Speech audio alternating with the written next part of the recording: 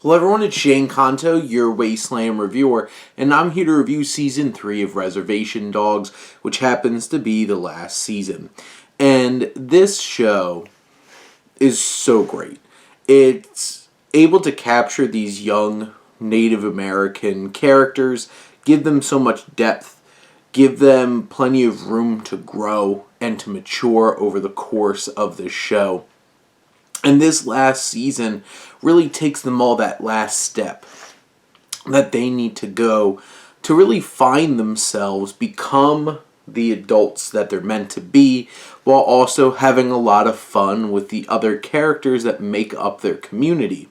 And leading up to this fantastic finale of the show where we really get to feel the whole community, every single character that's made some kind of impact in this show all come together in an emotional way, and we still get to have that weight but also that humor that makes this show so great. You have Taika Waititi and Sterling Harjo, who bring so much personality to this show and brings so much spirit. You have each of these characters getting to have their moments, whether it's Bear going on this journey for these first couple episodes and really trying to find himself, with one particular episode, Deer Lady, bringing back. You have Kenehitio Horn, who's the Deer Lady, who's been a recurring character, who's also Tanis from Letterkenny. She's fantastic. That episode really brought in this dark piece of Native American history when it comes to white settlers coming in and setting up these boarding homes and stuff like that. You get that layer of that historical context, but also this strange kind of intense mystery going on as well that has that emotion.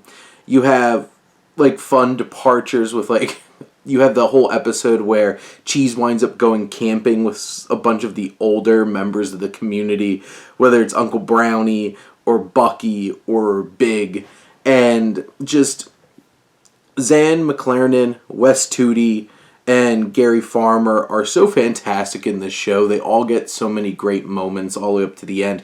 Even throw in Graham Greene, who winds up being brought into this show as well. And you have even some of the more the adult characters as well, like Rita's character having this whole entire visit from her old dead friend episode, that the show is able to play with these different kinds of things and feeling the spirits of others and adding depth to these characters. You have this big heist episode which was absolutely hilarious, the way that it was told in its story structure. But the big episode from this season, and might really be from the show, is Alora really gets to go through this emotional journey connecting with her father so that she could get this information to go off to college. And my God, they got Ethan Hawke to be in the show. And the episode was fantastic. There was so much emotion. There was so many layers to the experience of trying to reconnect with an estranged parent. And this show just killed it. All 3 seasons, and this last season, I would say almost every single episode is great, and some of them are some of the best TV that I've watched all year. This show was so fantastic and rode off on this big high of these big emotional and growth journeys for these young characters. I feel like you've gotten to watch them grow up over the course of these 3 seasons, and it was so impactful. This is definitely going to go down as one of my favorite shows.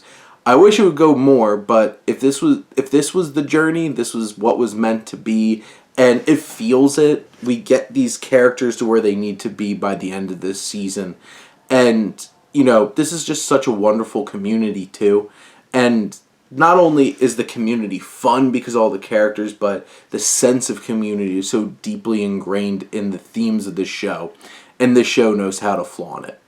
But those are my thoughts on Season 3 of Reservation Dogs. Let me know what you think, and let's talk some TV. But thank you as always for tuning in and supporting your Wasteland reviewer.